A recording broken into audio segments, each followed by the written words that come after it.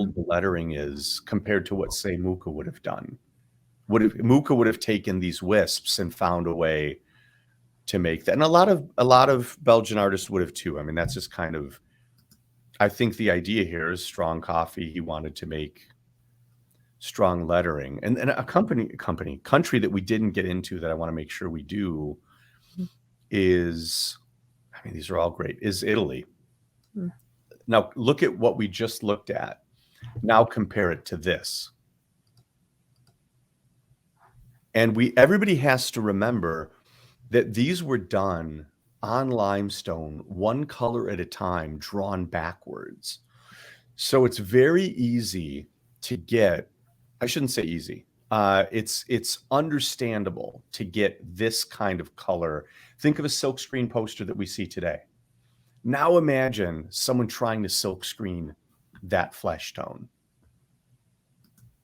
And so the reason that I personally have always loved the Italian work so much is that they were 20 years ahead of everybody else. So here, this is early. This is one of the first Italian posters.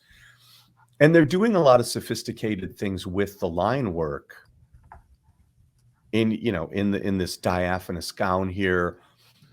This early Metlakovich piece, you can see that it's kind of connected to the Mucha and Livemont ideologies, but the pieces that really get me, I don't know, is there more Italian? Are these ones where instead of doing blocky, these are not the best. Well, there you go. But like, the fact that they got the shading to look like you would do in a painting. And that's not in any other country at that time. These are Italian. I want to find, is there a good one in here that's a great example? I think the best example is probably really this one here. It's so painterly. It's so painterly. And for $18.99, look at that. Yeah. I mean, there's nothing else in the world like that. Well, it gives you a whole new appreciation for lithography as an art form unto itself. A lot of emphasis is placed upon traditional painting, but lithography is absolutely an art form. Yes. Just as an example, this German piece, they utilized, this was done not as a poster, this was just done as a fine art print, but Hans Christiansen, Hour of the Shepherd, all of this modeling in here is a really masterful use of lithography.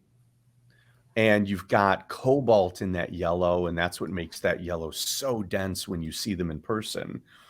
And just to kind of take it then back to what you're talking about lithography as a process, I don't want to denounce any part of this or these works, but like, okay, here, this Birchman's poster, using the cross hatching to try to make it look like it was drawn in charcoal was outstanding. It was outstanding. Then you look at this other Belgian piece and you look at these gradations of tone. Again, that pushed it so much farther. Like, look at how three-dimensional that is compared to Mucha. But then you do get back into, and again, this is just kind of my personal thing.